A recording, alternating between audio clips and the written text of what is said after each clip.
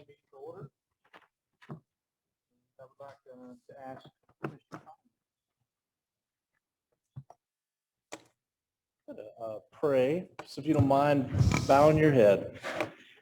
Dear Heavenly Father, Lord, we come to you tonight in just in an exciting fashion, Lord. In this school board meeting, we get to recognize some of our newest employees. They're going to have such a strong, positive impact on the youth within Lovejoy ISD and our community. Lord, we're so thankful for them. Thank you for guiding them here to Lovejoy. Lord, we ask you to be with all of our community members throughout the rest of the summer, keeping them safe as they travel and all their activities. Lord, we ask you to continue to guide this district, guide this board, give us just the discipline to really understand issues and continue to bless the Lovejoy community. All these things in your name. Amen. Amen. Thank you, Mr. Collins. Let the roll show that all board members were present. And we get the privilege tonight to start with some recognitions. So I'd like to ask our district and campus administrators to help us out and recognize our new hires.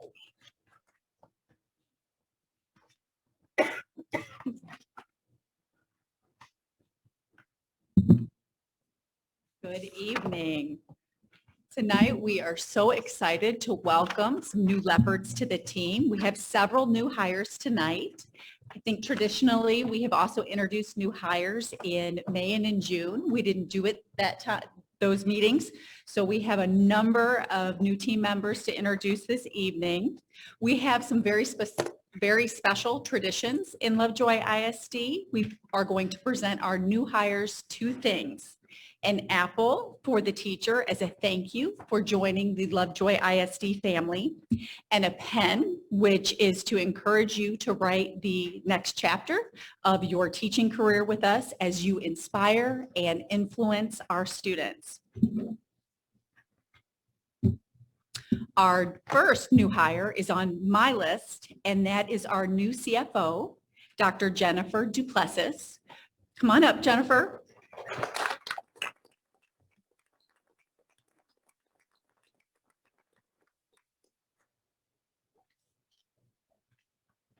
We are so excited to welcome Dr. Duplessis to our team. She joins us from Carrollton Farmers Branch, where she currently serves as the CFO. She has a wealth of experience in the financial realm as well as in school district operations. As a matter of fact, she has her PhD in that area. She is also known for the work she has done in Wiley ISD and Arlington ISD to increase effectiveness and operational efficiency. We are so fortunate to have her expertise. She is a rare and special individual who has all this financial and operational expertise, and it is matched by her focus and priority on relationships, which is so important to us here in Lovejoy. I am thrilled to have her on cabinet. We cannot wait for her to start. She begins on the 27th, but welcome to the team, Dr. Duplessis.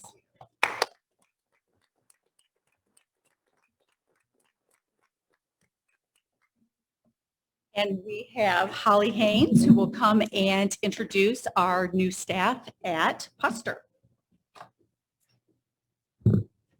Thank you. Good evening. I'm Holly Haynes, the principal at Puster Elementary. Could I get my 4 new hires to come join me up here, please? Come on down.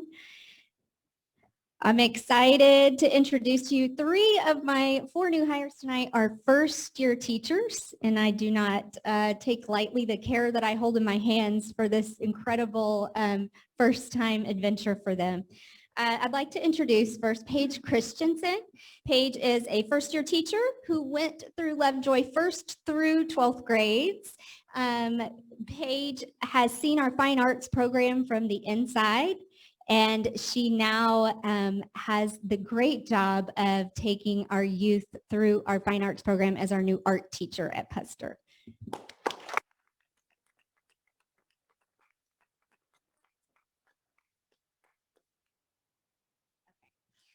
Okay, next up, first year teacher Terry Cunningham. Come on up, Terry. Terry also went through Lovejoy ISD kinder through 12th grades and then continued her, started her career in Lovejoy as a instructional aide.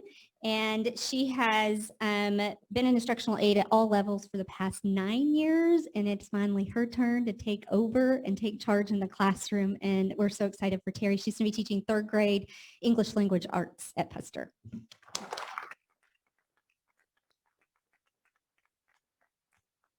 Next, first year teacher, Madison Murphy. Madison Murphy, I had the pleasure of seeing firsthand as a student intern on our campus in a 1st grade classroom last year.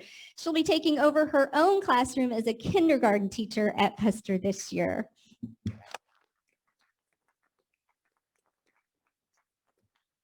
Last but not least, Bailey Levinsky is going to be a 4th grade science teacher at Puster. Bailey has taught for 10 years, but this is her 1st year teaching elementary level. So we're going to teach her how to decorate bulletin boards, and she's going to take over and do the rest for us.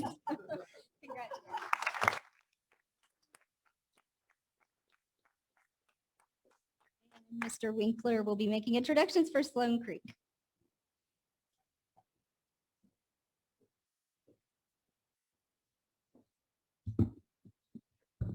Thank you, thank you. If my Sloan Creek new staff would make their way on up here, that'd be great. I have quite a few tonight. Some I get to share with other campuses, but I get the honor to introduce everybody, which is fantastic. Thanks for coming up. Perfect, perfect. First, I'm going to introduce Kirsten Cermak. There you go. She's like, Kirsten's coming to us from Louisville ISD. She has 9 years in the classroom with special education and English. She comes highly recommended, and we are very honored to have her. Welcome to 5th grade resource and special education, Miss Kirsten Cermak.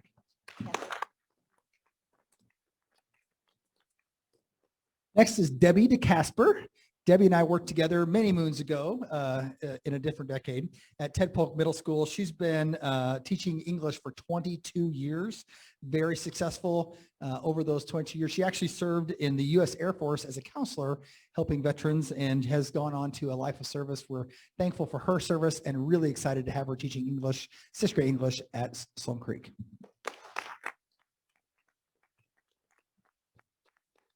Victoria England comes to us today. She was our full-time guest educator last year at Sloan Creek, and our kids loved her. Our staff loved her. She stepped in and made teaching look easy. She's an accomplished author and has published quite a few books, and so she has a short stories, not books. Okay. There's a disclaimer on that. You can buy them at the back door. No, just kidding. So we do want to welcome her. She has a passion for kids and for reading. Our kids love her, and we're happy to have her at Sloan Creek.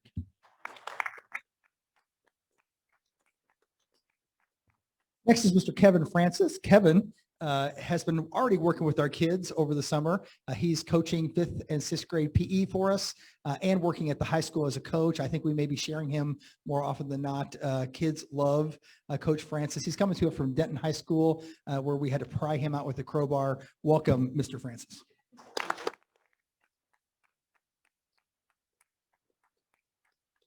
And he had the longest drive ever from Denton. I guess there was a fire on 35, so it was like a 7-hour drive. So welcome.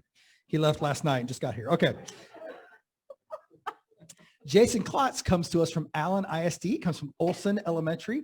Jason is going to be teaching 6th grade GT social studies and regular social studies, honor social studies for us.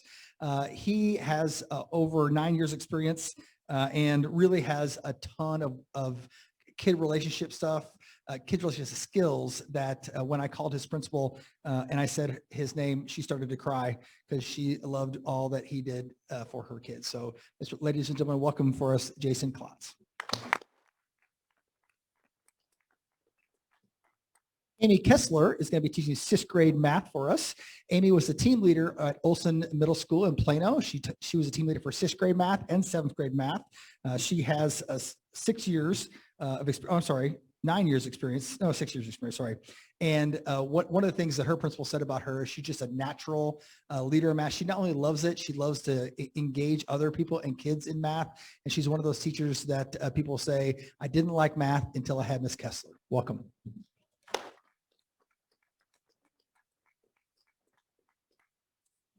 Ashley Massey comes to us. I almost said that wrong. Sorry about that. From Lone Oak High School, where she was an English teacher in high school. She's also a campus testing coordinator, assistant to the AP coordinator. She did everything under the sun in Lone Oak. She also has 8 years experience as well as being a master teacher. She's going to be our 6th grade English department chair. Welcome, Ashley Massey.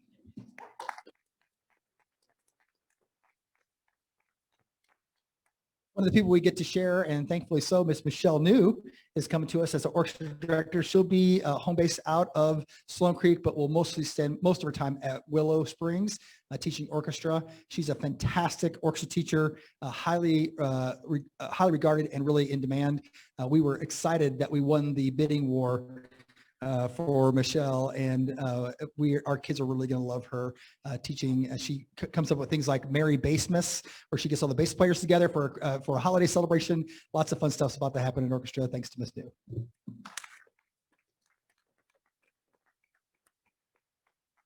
Some of you may or may not recognize this last name. Next one is Brooke Puckett. Brooke is coming to us. She graduated from Lovejoy High School, and I happen to be her assistant principal at Lovejoy High School, and we're very proud that she's come back to teach for us here. She's coming to us from Melissa, where she taught 7th grade history and she coached girls athletics. She's going to be coaching volleyball and softball for us and teaching PE at Sloan Creek. We are thrilled to welcome her back to Sloan Creek and Lovejoy ISD.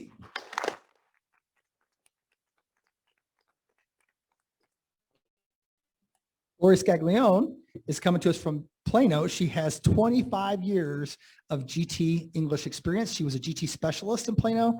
She grew the program from about 30 kids to 100 in a very short period of time. She has forgotten more about GT teaching and learning than a lot of people know, and we are thrilled for her to be teaching 6th grade GT English at Sloan Creek. It's Lori.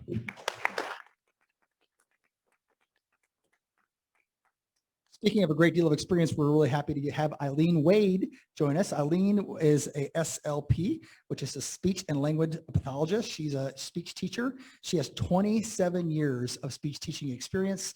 She has taught and really managed speech teachers throughout the Metroplex. She was a division manager for what's called Therapy 2000. They do private in-home therapy, but before that, for many years, she was in Lamar ISD. We were thrilled that she was interested in our position, and we're really glad that she's going to make Lovejoy ISD home.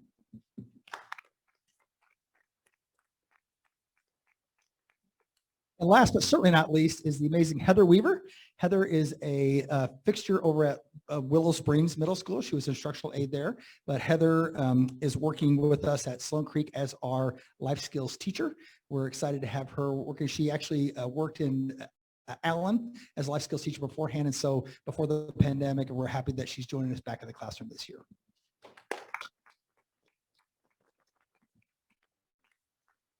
Thanks, guys. And now, Mr. Mayfield.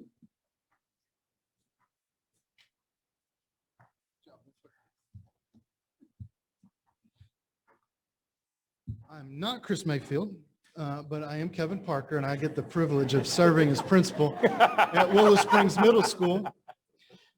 I wouldn't expect anything more out of Mr. Winkler. We can go on and on and on about that. But I'm going to ask 3 new hires at Willow Springs Middle School if you'll join me up here, please.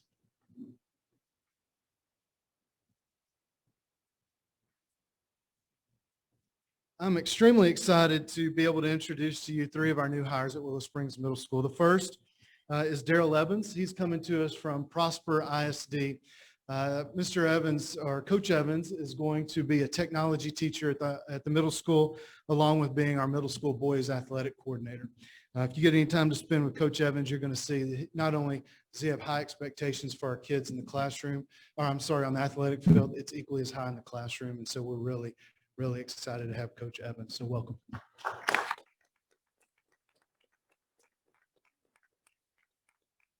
Next, we have Rachel Kowalski.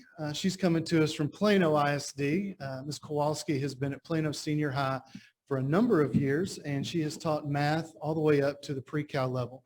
And she's going to be teaching Algebra 1 with us at Willow Springs Middle School. So not only does she know where they need to end up in the math class, she's going to be able to get them off on the right foot. We're really excited about having her expertise and her math knowledge on our campus, not only to lead our kids, but also to provide for our teachers on the campus as well.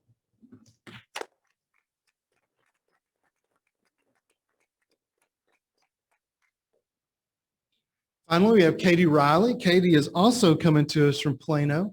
She has been teaching at the elementary level. When I interviewed Katie, her excitement about teaching special ed and being able to reach kids who needed her support, her guidance, and her expertise was very apparent. So she's going to be teaching English resource classes for us in the special education department. And our kids are going to be really lucky to have her be able to go and receive her support in the language arts classes every day. So welcome, Katie.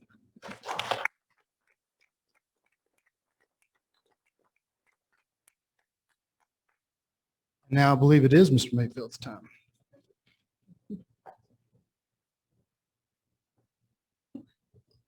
Well, I guess I need to keep my facial hair so they can tell the difference between Kevin Parker and myself. So I'll try to do that next time. At this time, first, I'm Chris Mayfield. I have the honor of serving as principal at Lovejoy High School. And at this time, if I could get our new folks to the high school to come forward, I'll get an opportunity to introduce you. Very excited about this group of individuals who will be joining the rest of the staff at the high school. So talented, so many great things, and I'm excited tonight to get to share a little bit about them with you. And I'm going to go in alphabetical order here. So we'll start with Tracy Benson. So Tracy comes to us. She's an East Texas girl that had a very successful running career in high school, went to college on scholarship at Southwest Texas, and got a Bachelor of Science in Elementary Education, specialized in mathematics. She was a Southland All-Conference runner, a team captain, and then moved into teaching, where she coached runners as well as taught for the last 19 years. And so we're excited to have Tracy join us, and she'll be teaching math at Lovejoy High School, and she'll be coaching. Welcome, Tracy.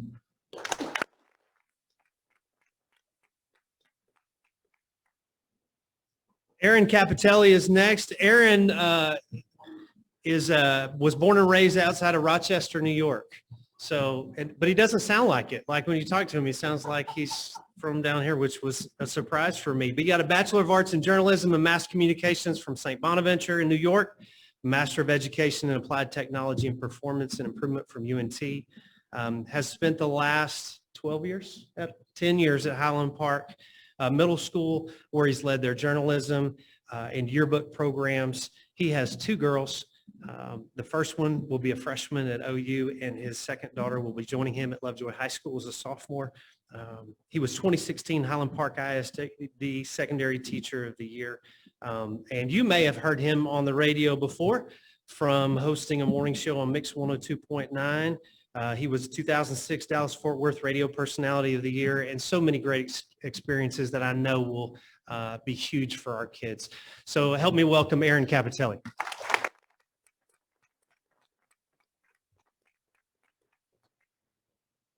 Next, Austin Coachman. Austin makes his third trip into Lovejoy ISD, and I'm so glad it is. After graduating Austin College in 2007 and getting his master's there in 2008, he spent time here as a teacher and a coach. He left us to go be a college football coach, and then came back to the Lovejoy High School to teach and coach at the high school.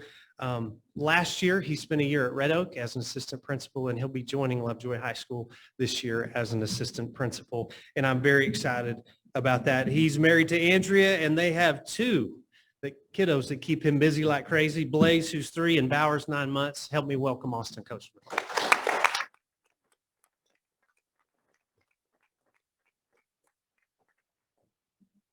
Natalie Coonrod is another familiar name.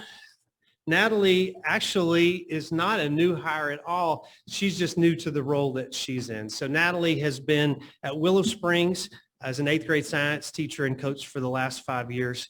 She graduated from Texas A&M. Whoop. It happens every time. I just have to wait for it. I've learned. And got her master's from the University of Texas at Arlington.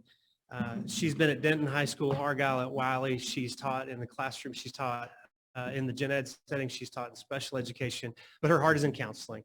And so she's going to join us at Lovejoy High School as one of our counselors. Help me welcome Natalie Coonrod.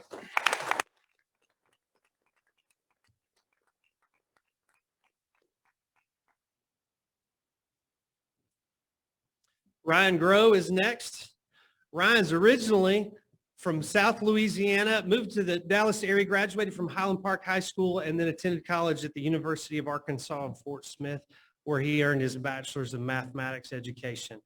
Ryan has been for the past 6 years at McKinney High School, where he has taught mathematics and has coached. He most recently served as the head baseball coach at McKinney High School, and it is his wife is Reagan. They've been married for 4 years. He has a daughter, Remy, who's 1 year old, and he's got another one coming next month. So bless his heart. But we're glad to have Ryan. He'll be the head baseball coach at Lovejoy High School and teach math as well. Welcome, Ryan.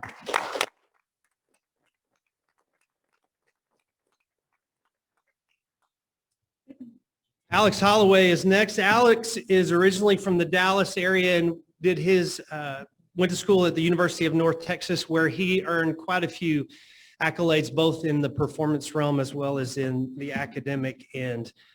His specialization is in percussion, and he served as the assistant percussion director at Liberty High School, Memorial High School, Vandeventer Middle School, all in Frisco. And we were fortunate enough to get to steal him away from Frisco to lead our percussion group here at Lovejoy High School and really in the district. Gina Ramon is his fiance, and in December they'll tie the knot. Congratulations and welcome to Lovejoy.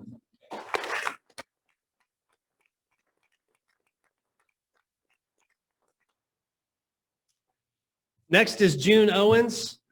Really, our two hires in our broadcast journalism bring with them some incredible experiences outside of the academic setting that are going to be so great for our kiddos. But June is close to my heart. She grew up in a small farm in southwest Oklahoma, and I'm from a small town, so we connected there for sure in Oklahoma. Went to college at the University of Central Arkansas for a Bachelor of Arts in Mass Communications, and the University of Central Missouri earned a Master of Arts degree in radio, television, and film. She is an award-winning director, producer, writer, created 120 video films in her 20 years of working in TV and film production. She's taught at the college level at UTA, Dallas College, University of Central Missouri, Collin College. She's taught several of their dual credit courses, and we're excited for what she's going to bring to Lovejoy High School. She has two kiddos. Rocco is an 8th grader, and Gracie is an entering 9th grader. And so we're excited to have June welcome.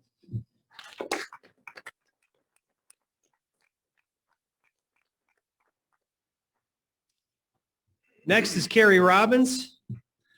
Carrie is from Richardson, Texas, and she also attended Texas A&M University. Thank you. And she got her master's degree in counseling from Lamar. She's been at Leander Rouse for 12 years before coming here. She spent 5 years there teaching English. She moved into a counseling role, was there for a couple years as a counselor before becoming the lead counselor for the past 5 years at Leander Rouse High School. And so I am really excited to have Carrie join us, and welcome Carrie to Lovejoy family.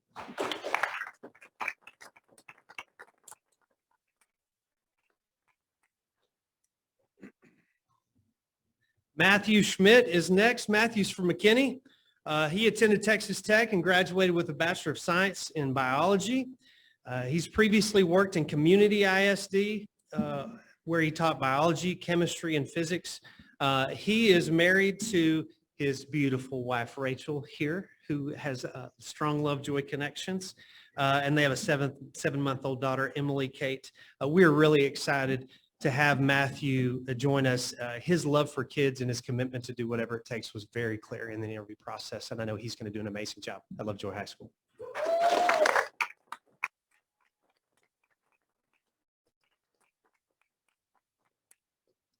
Is MK here? Okay. My last but not least, Tyler Wicke. Tyler is also one who has worked here previously. Tyler is originally from Columbus and has lived in McKinney since 2016. He's a Texas State University graduate was a major in mathematics. University of Texas at Arlington, received a master's in educational leadership and policy studies. Tyler has taught math and coached from Austin McCallum to Round Rock, Cedar Ridge. He was here at Lovejoy most recently, Plano Senior High, and we have convinced him to make the move into administration. And so he's going to be joining our administrative principal staff at Lovejoy High School as an assistant principal.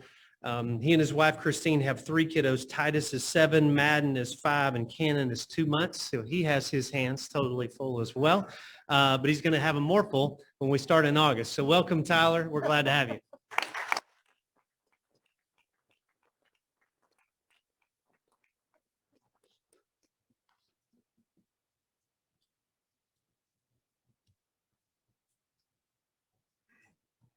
I have the privilege tonight to take a moment and just say thank you to Ms. Cordell for getting things kicked off in her new role as our leader here at Lovejoy. So we have a apple for you.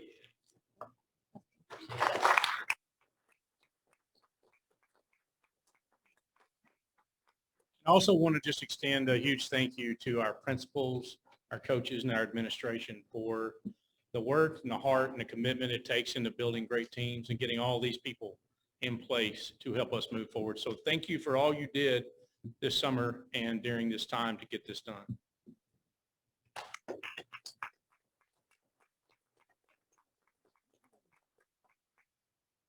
I'm so much happier. I have watched everybody get an apple, and now I have one. I really like chocolate covered caramel apples.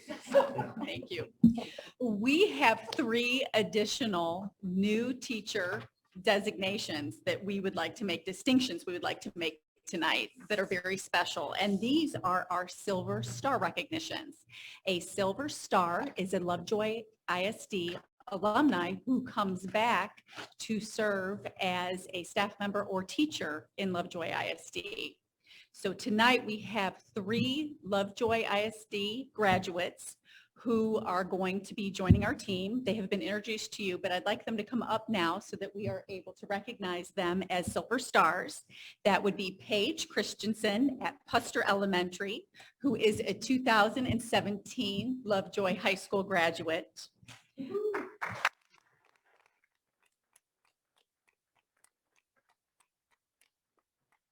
We're going to get a picture of the Silver Stars and then we'll get everybody. We also have Terry Cunningham, also at Puster Elementary.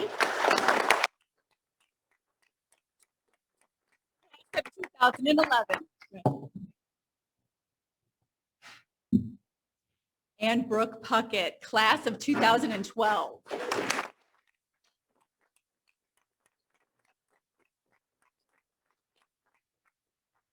We're going to get a picture of the Silver Stars and then everybody.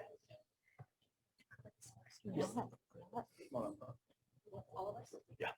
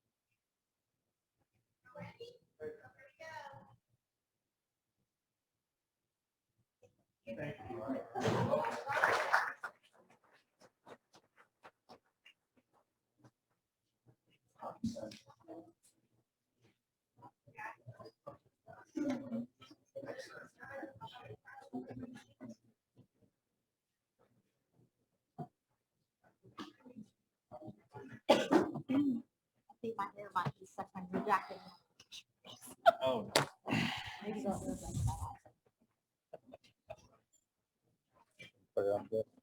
Takes out the crowd.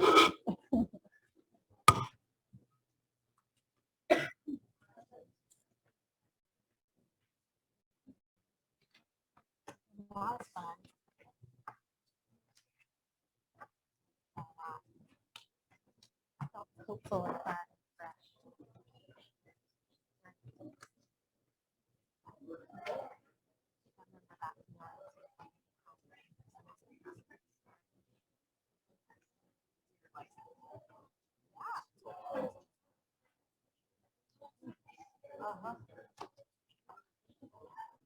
All right, next on the agenda tonight are public comments related to non-agenda items.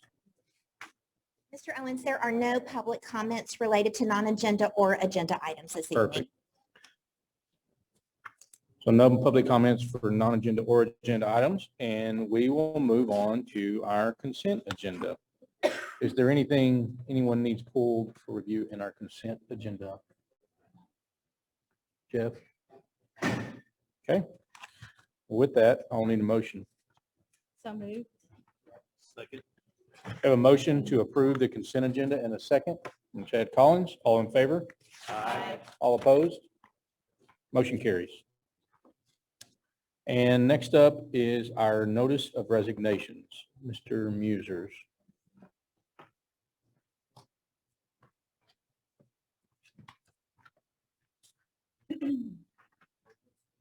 Sure.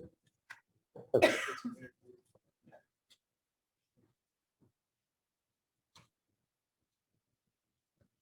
Good evening, Board. As you have in your board books, a personnel sheet which lists all of our resignations. As Ms. Cordell said earlier, this is a culmination of several weeks of resignations that have occurred. And so many of these, nearly all of these positions have been replaced with the announcement of the new hires tonight. So if you have any questions, I'll be happy to answer those. Thank you, Mr. Musers. Anyone have any questions for Mr. Musers? Thank you very much, sir. All right. Next on the agenda is Ms. Cordell.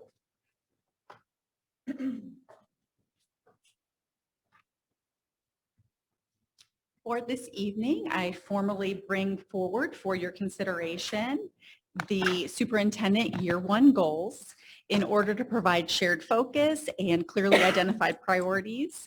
This is something that we develop annually and put forward for your consideration. These were also posted publicly for the required 72 hours so that our community has the opportunity to look at them as well. Do you have any questions for me?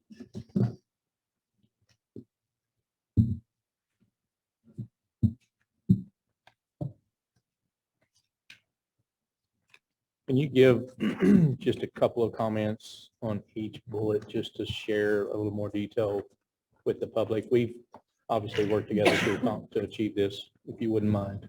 Absolutely. So the first goal is to communicate a 3-year budget projection based on our current assumptions.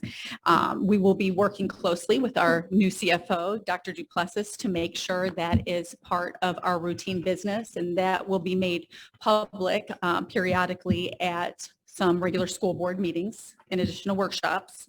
We will also be working together to implement a zero-based budgeting process and review our financial auditing practices. We will initiate development of a long-range facilities maintenance plan with both INS and M&O impact. You can see that those first 3 items are very much focused on our finances, making sure we safeguard a strong financial future. We are also going to initiate a third-party salary study. This is something that districts commonly do, and there are some resources out there that we can lean on, and we can look at how we are doing as compared to our peer districts and the other school districts in our region. We will also review and, if necessary, refine our hiring processes. We want to make sure that we continue to recruit, retain, and support the highest quality staff to serve our students. We will also initiate development of partnerships with business, higher ed, and/or community organizations to benefit our students, staff, and the district. We know that by leveraging these partnerships, we can often make opportunities available for our students that would not otherwise be possible. We are going to align district leadership practices with the principles of strong customer service, servant leadership, effectiveness, and efficiency. We will also develop a clear plan and timeline for finalizing and launching the Living Lovejoy 2025 strategic plan. We know that due to COVID and some other reasons that the strategic planning process was paused a couple times.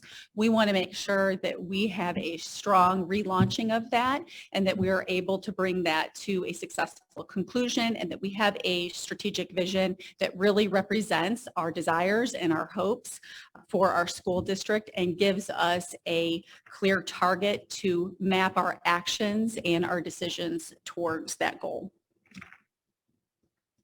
Thank you, Ms. Cordell. Or do you have any discussion or comments on any of those items of further communication? Good, it's aligned. Say it again. It's aligned with exactly what we kind of started even in the interview process of these are the areas that we want focused on. And so there'll be some very tangible results from it. I think to add to what Chad said, there's been a lot of communication y'all have given us on what you want as a community, and we've tried to really listen and identify those areas. So I hope you see that we're paying attention to y'all. And we just, we want Katie to be able to take this thing to the whole next level. So I'm excited about all of these for different reasons. And some of them are fundamental to the running a solid business. Others are development of what Lovejoy is. But the most exciting to me for the benefit of our kids is the partnerships with businesses to provide opportunity that doesn't possibly exist right now. And so I think with the people we have in our community and the professionals that we have a great opportunity to bring things to fruition, and had a chance to visit with some folks this weekend and got a couple of leads already. So I'm excited about that one for sure. All of these, but that one specifically.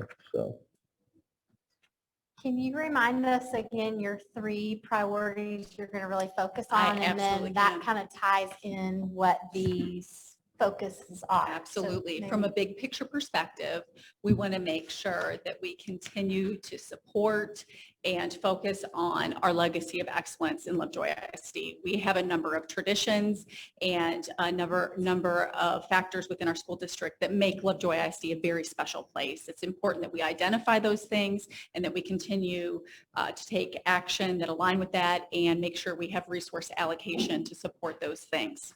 We also want to make sure that we are preparing our students for their future. So making sure that we have future-ready students. That means continuing with the research-based best practices to make sure on the academic end our students are thriving. It also means bringing in innovation. We know that the way we live, the way we work is changing. So we have to make sure that the education we are providing our students continues to stay current so that they are able to thrive in college and career when they leave us after 12th grade. Our financial future is something we're very focused on. You saw in the year 1 goals that is a top priority.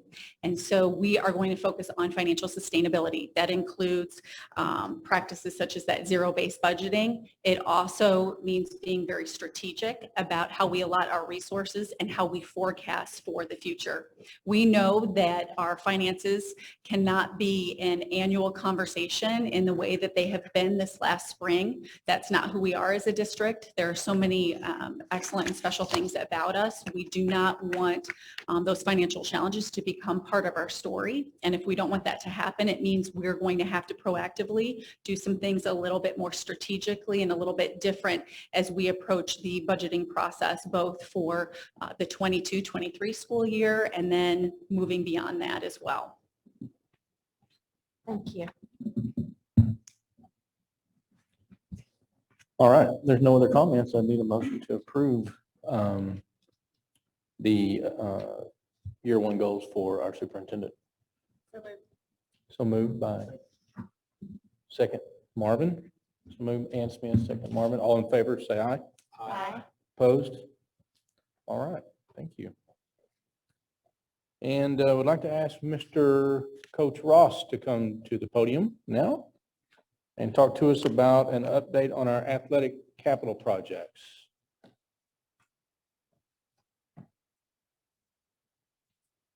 Good job.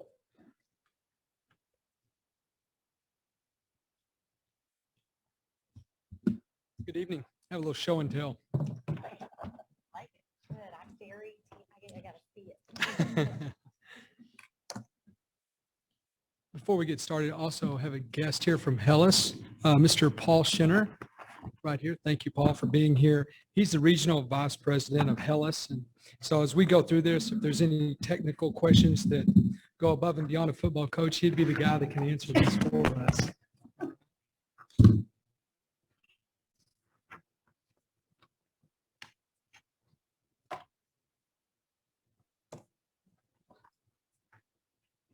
So we'll go through this real quick.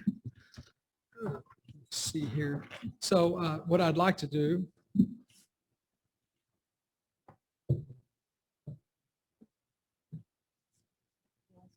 Here we go.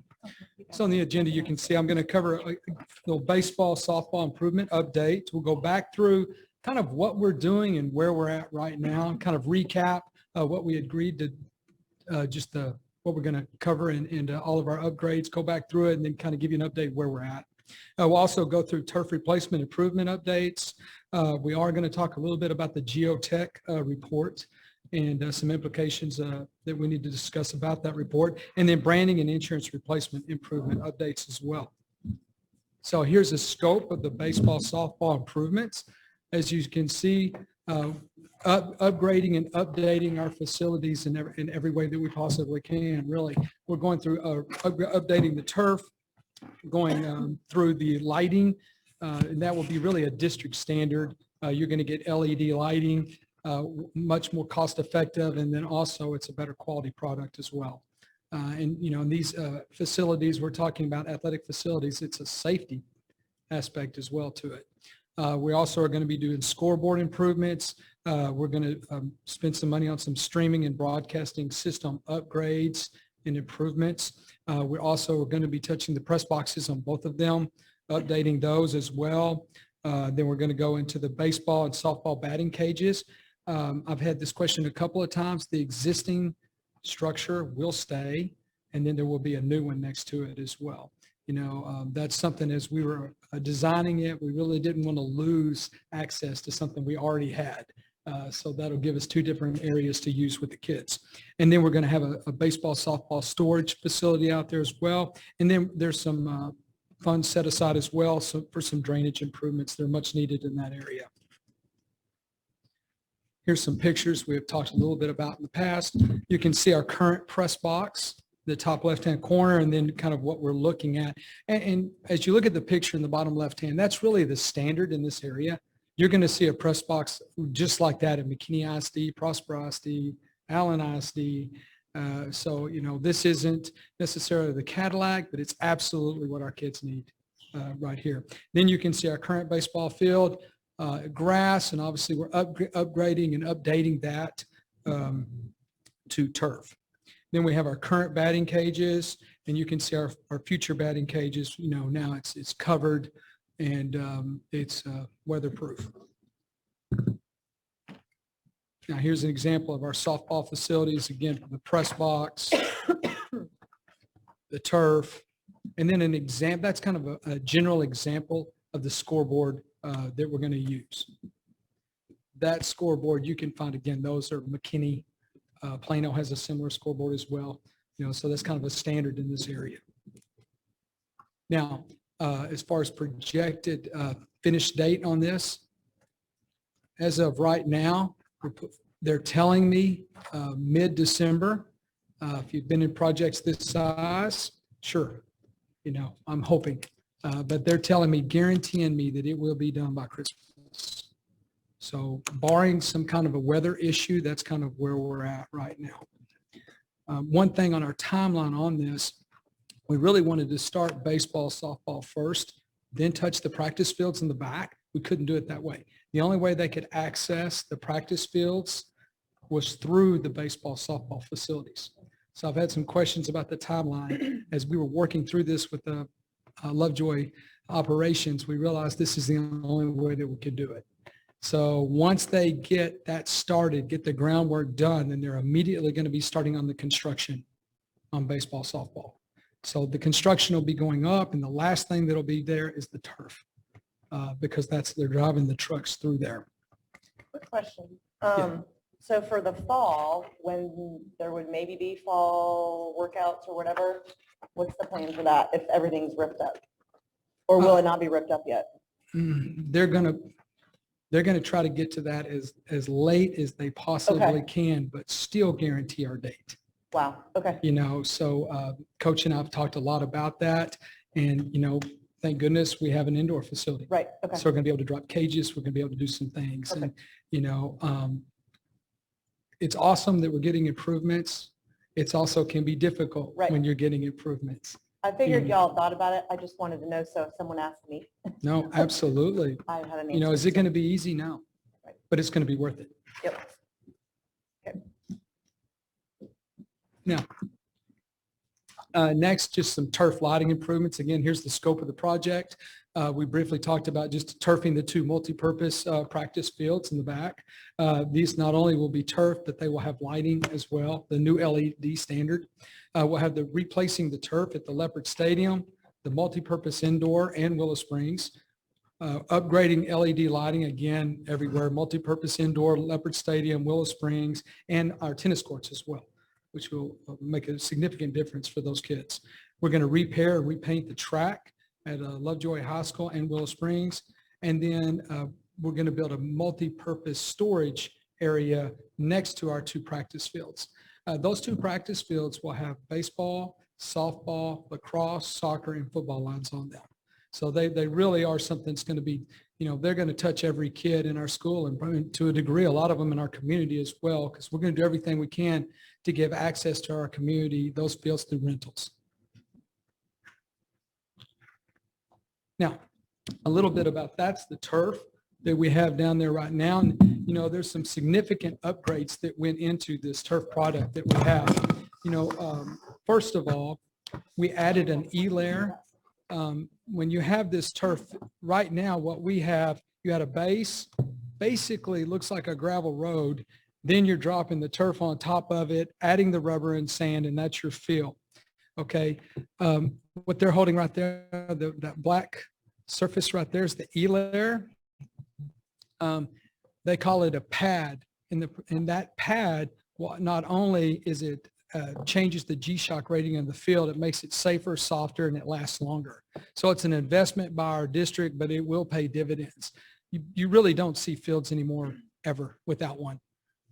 So it's going to be a significant difference for our kids.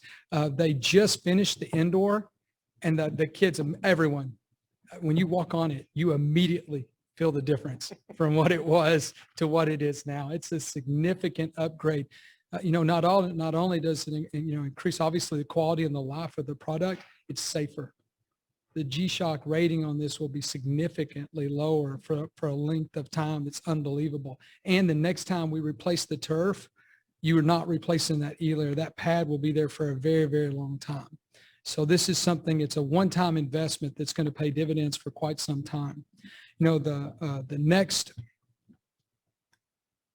next opportunity that we got for an upgrade, there's things, if you've ever done anything with carpet, everybody knows kind of what a nailer board is. You have boards that go around that actually stretch a carpet, nail it to it. Turf works very much like carpet. So once they're putting the product on, it's actually stretched and nailed. Well, what you're seeing up there to the left, that's not what we're going to use anymore, but that's the old nailer board. And it's basically pressure treated pine. In the original agreement, we had put in a $10,000 allowance to replace any of this if we needed. And that's the district standard. That was the recommendation to us from Hellas. Since that started, I think everybody's aware of what pricing has looked like now in the lumber industry. and it's absolutely exploded. It got to the point that we could replace it with that product, or we could replace it with a composite product. And the composite product is over there, and it's actually recycled plastic and has a 30-year warranty. We will never worry about this product again. So, again, it's one of those things where we've upgraded the nailer board with a 30-year warranty. And also now, many of you have seen like ours was completely gone. And so it was causing friction on our turf, and it was wearing it out sooner than it probably should have. So again, it's a better product. It's also going to make our field last longer. And this is something that we're not going to have to worry about the next time we do these fields. So we went ahead, the price of the lumber was almost equal to the price of the composite product now. So we went ahead and decided to go ahead and go with the composite product. But it added, it's a $30,000 increase from the 10. So it's an additional 20,000 that we will be discussing later. And again, this is what the new product looks like, and you can see it in there. And it's extremely solid. It's a recycled product, and I think that it's well worth our investment. Now, here's our indoor practice field, and that's the new indoor practice field. It was finished and used today. They got done, and we walked in. And it probably will never sit empty again. If y'all have ever been in the indoor, somebody was in there. And that's what we want. So you can see it looks tremendous. If you get a chance, those of you that have ever been in the indoor facility, when you walk on it, you will feel the difference. We put the end zones are black. One thing we did add, we made the end zones look exactly like they do on the game field. So they're black, says Lovejoy, and we added the double L into the middle of the field as well. And it looks really good. Is that the new LED lighting in there? We will. It will be. Okay. It will be. Okay. That's something that we really wanted to have done before the turf, but we had to wait. We had to push it back. Oh, I'm sorry. And then the Leopard Stadium, you can see it's just black, not green. Well, that's the E-layer being done. Okay, the E-layer is completely done. They have to let it dry, and it's done, and they actually have the turf on it right now. So they've already started laying the turf, and they're telling me within 10 days, Leopard Stadium will be done. So we're past the hard part on the turf. What day do y'all need to be on the field for football practice to start? Well, yesterday would have been good. Well, how it goes. but isn't there some like official? Yes, ma'am. first Yes, UIL? ma'am. Obviously, I Yes, don't know ma'am. football practice. Monday, the first Monday in August is freshmen. Okay. The second Monday in August is everybody else. So that's will it be by then, or we? It will be. Okay. It will be. I feel Awesome. really good about that. Okay. Great. Now, here's our current sports fields in the back. Like we said, we're going to be upgrading those with the exact same quality product that we're putting on our Leopard Stadium field and the middle school. In that, those will be have LED lighting. They will also have a storage facility, and we also have an opportunity to shift around some of our track and field areas and improve them as well. So, and really, it's drainage. If you've ever been out there, if it rained, it was an absolute disaster for our shot disc people. So we've got a chance to help those guys out as well. Now, this last page, I know this is difficult to read. You have this in your book. You also, this is just a summary of the geotech report that we got back. You have the full report in what I gave you. And really, as you're looking through it, the moisture condition improvements of the subgrade will be required to reduce movements to an acceptable level. They said, although, if we do reutilize on-site clays through moisture conditioning, we're still looking at excavation is going to be significant. The recommendation for moisture conditioning will require excavation of 6 to 8 feet, and then you're still going to have to condition 5 to 7 feet of the soil. We're talking about an area that's roughly 8 acres in size. So, it's a significant deal. The project included an allowance of $300,000 for soil stabilization. In the report, they say, however, with the findings and recommendations from the geotechnical report, the cost is expected to increase $515,000 more. So a total of 815. The original $300,000 was the standard, was the recommendation given to us by Hellas. You know, where did they get that? Because that was the standard on similar soil areas in this vicinity given to us by them. But if you've ever done anything like this, until you do this report, you don't know. And, you know, that's just where we're at with this right now. So is this just on that new practice field area update? No, sir. This is the whole 8 acres. This is all of baseball, all of softball, all of it, and the 2 practice fields. So this is going to have to be done. If we touch any of that, we're going to have anything that we do over there is going to have to be excavated, and the elasticity of the soil's got to be improved.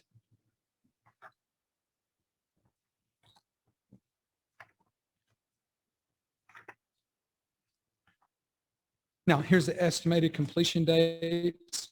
The indoor turf field, like we said, is done. Leopard Stadium turf field, right now, we're saying the 26th. Willow Springs is the 16th, which falls in line with where we need it to be. And then our practice fields, right now, we're saying late November. They tell me they can guarantee that.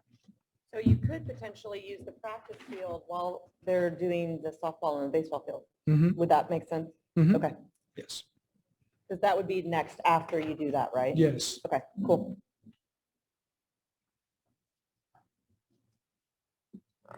The next thing, the branding and flooring projects.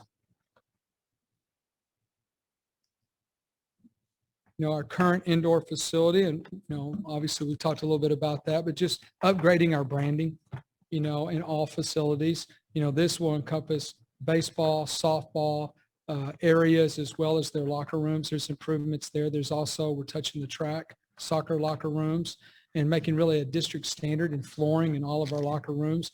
Our gym locker rooms already had this flooring. We're just upgrading all the facilities to make one standard for all of them. Some of the money that is for this product is coming from our insurance funds because of the flood. So it just gave us just an opportunity to go ahead and just standardize all of the flooring throughout the district. Many of these locker rooms, it was from shower to concrete. And I don't think that's anybody's standard. So we had an opportunity to adjust that. We also have an opportunity to go ahead and put the branding in the indoor facility as well. And you could see some examples there of what we have right now in this softball stadium, you know, what it could look like. You know, there's your baseball stadium, and then what we could look like is where are we at right now? We've already started. We've turned in all of our district approved logos to them. We've met with them several times, and I've got them breaking everything down into phases. So we can get all the design work going. Once we get into the second phase, I'll bring in the head coaches, and we'll sit down and make sure we're doing all this together. And I want them to share these design ideas back to their booster clubs so we can gather feedback and make sure this is something our community feels great about. You can also see there the current locker room. It's difficult to see, but we're putting our Texas and double L logos, and that's going into our locker rooms. All of them are big enough to put that in there. The ones that aren't, we're putting it up on the wall behind. And then you can see the current weight room, which if you went in there right now, it's all completely empty. Everything in the building is completely empty because they're going to start demoing all the floors, hopefully this week. And then once all the flooring has been demoed, it takes about 5 days to lay the floor.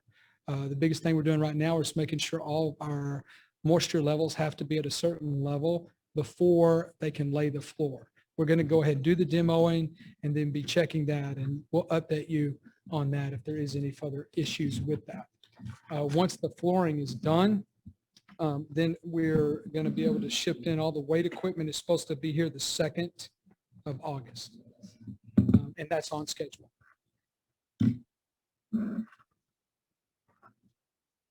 So as far as administrative recommendation goes, okay, our administration recommends approval of additional INS funds for $515,000 for soil stabilization and an additional $20,000 for turf nailer board as part of the capital improvement project. Total of 535. Yes, sir. Are the Hellas guys here to answer some questions on the report? Yes, sir. So the PBR, we're going to work to subgrade to, is that 1 or 2 inch? So we're going to work to a PVR of 2 inches. And are we using flex base or we're going to lime stabilize?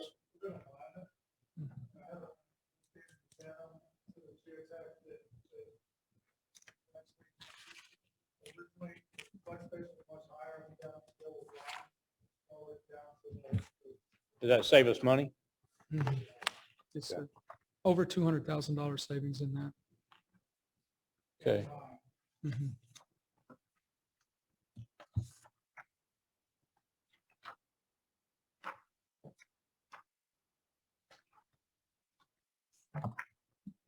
You guys have any questions over any of that? Do you understand, everybody understand that? Jason? I know you have better expertise in this than I do, Barrett, with your construction background, but it's hard for me to, and I think it'd probably be hard for our public to understand how we could have an allowance of 300,000 and then be over 100% off if they're using local estimates. I guess if there's any additional color that we can have around why the estimate was so far off on that part of the proposal would be helpful. So I guess just without a geotech report, we'll kind of just take our best guess. And we couldn't get the geotech done in January, February, because they're in the middle of seasons, that they took a big rig out there and then drill into the ground. So we've done some schools, relatively close by. We kind of took an average of what we spent on those excavations and kind of just plug that number in and said they will be in there. But obviously the geotech, sometimes they come back really good, sometimes they come back really bad, and it's come back pretty bad as far as soils. It could have been fill from when they built the school, it could have been, but it wasn't a good report, so. You'll see once we start digging, it'll be mountains and mountains of dirt and it'll be big equipment, big dozers, big excavators. It's a lot of work. But if we don't do it right, what's the point of doing it? So we kind of have to do it. It's like when you dig a pool and you hit rock and then you have to pay more money. I mean, it's nobody's fault. The dirt's the dirt. Well, from a construction perspective, it unfortunately, it does happen. You attempt to anticipate it, and you do use data from surrounding projects to the extent you can. But from here to our home, which is a mile away, I can't attest, but the soil changes from this point to that point. So using something from Allen or from Plano or from another area, the chances of it being applicable are, again, your best estimate. Speaking from my own construction, that's less than a mile away, I can tell you that the PVRs are bad. And I did compare this report to 5 geotech reports I have from other locations in the area. And it's consistent with what has to happen for it to get the PVR or the movement, the elasticity down to a point where the improvements that we put on it won't be compromised by that movement. So I understand, yeah, and that all makes sense to me. I guess I'm just trying to clarify. it's just trying to understand the big difference. I mean, we know, everybody knows the soils are bad around here. It's just, how could we be so far off? That's, I guess, it's a big difference from what we thought it was going to be to what it's actually going to cost. So that's. Well, and from my perspective, the comment would be, and I'm not speaking for Hellas, I'm only speaking from my own experience to educate the public, is you really do not know until you bore it. And it could have been 50,000 as easy, it could have been 300. It's an unknown and you estimate the best you can. Yeah, I would like to have seen the estimate be closer to what the actual was, certainly not off that much, but at the same time, it's kind of like trying to utilize the nailer boards again. You really don't know what you have until you pull the turf up and see what the condition of those nailer boards were. And unfortunately, the condition of them was not good, not reusable. So then you boil down to replacement and you go with the best value for the dollar to replace those, so you've got to uncover it before you really know. And we moved the project forward to meet timelines as quickly as we possibly could with the best information we had so that we could meet athletic timelines through the school district time period. And unfortunately, getting a geotech report isn't the easiest thing to do time-wise. So I understand it, and I'm explaining that from my perspective, just to help give context to the public. But yeah, at the same time, being tighter on the estimate, certainly something we would have liked to have seen.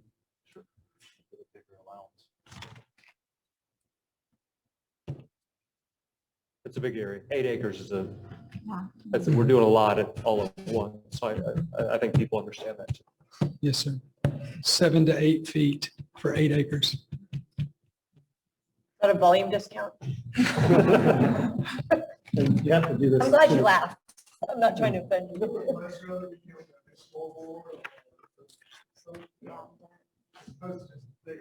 Yeah.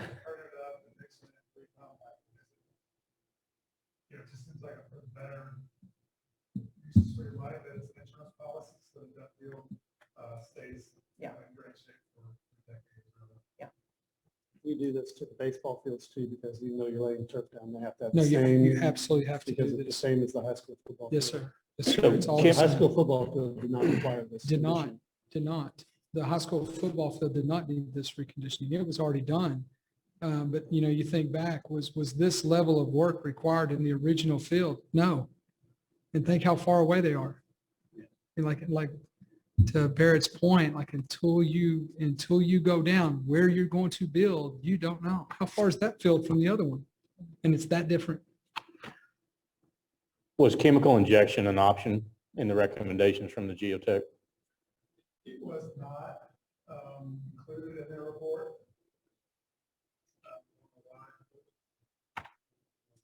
It's generally,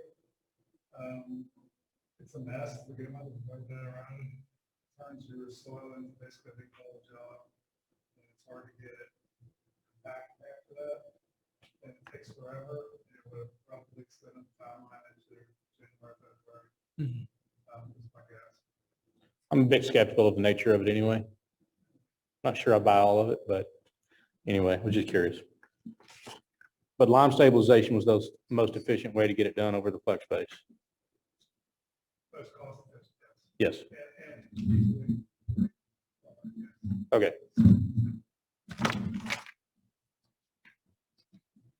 So we have before us a recommendation to consider adding an additional 535, correct, Coach Ross? Yes, To sir. the amount we approved to spend out of our INS funds to complete this project. So that's 515 for the soil work and 20 for the upgraded Nailer boards. nailer board replacement. So I make a there's- motion to approve the 535. One more question. Oh, So the sorry. nailer board, when we go into that a little bit, because it was over what we expected. That Yes. nailer board, we're going to be able to reuse that, like fields were replaced how often again? I figure in, say, 8 to 10 years. 8 to 10 years. So we'll get hopefully three field replacements out of that. It's guaranteed, 30-year guarantee. Warranty. Mhm. Okay.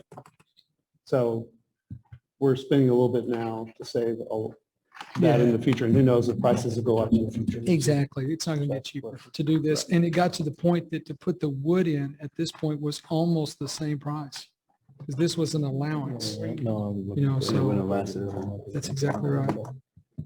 So Coach Ross, did we have a contingency fund, right? Is this, are we tapping into that for this, or this is above the contingency? You know, these both were allowances. The contingency is set aside. Okay, So when we know we can budget for it, right, typically wouldn't hit contingency. right. Mhm. Contingency, if we don't use it, will still be a bring back to us. Got it. Mhm.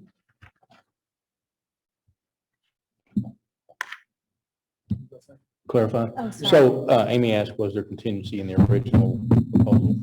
Okay. And there was. However, we're not hitting contingency for this because we can predict and budget for this, and we're going to approve an increase to that line item. If we don't use the contingency, we'll still get that contingency back. Okay. Mhm. Contingency was 300. I can't remember the contingency No, amount. it's 100,000. It's 100,000. No, 100's still there. Mhm.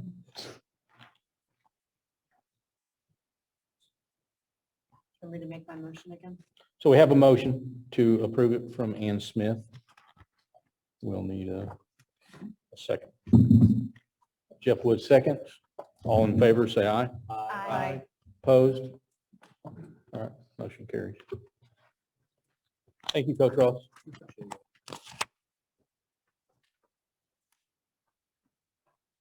All right, item 13 is Ms. Cordell's superintendent report. Thank you, Mr. President. First of all, I would like to thank Coach Ross and his team for the incredible job that they are doing with the athletic capital improvement projects. He's worked many a night, many a weekend on this in addition to his normal responsibilities. I believe he took a number of calls, I think on the beach when his family was trying to have a vacation to keep all of this on track. And so we greatly appreciate him and his team. They've done a lot of things behind the scenes, including, I think, moving lockers and moving weights. And so I want to make sure that that is publicly recognized, that above and beyond effort to make sure we've got things where they need to be for our kids when practice and seasons begin. So I appreciate that greatly. We are in high gear getting ready for the 21-22 school year. We cannot wait until we have kids back in our schools and are so excited about that.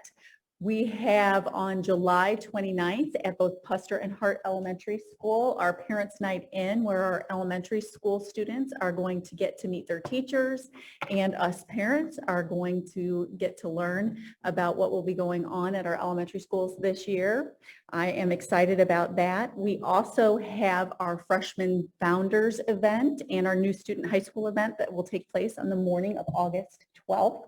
On August 12th as well, in the evening, we have Walk the Creek. And then on the 13th, we have Walk the Springs. And so once we start having our parents and our students back on our campuses, it's going to start feeling really real as we gear up for August 16th. Awesome. That's exciting. And I don't have any additional announcements, so unless there's anything else,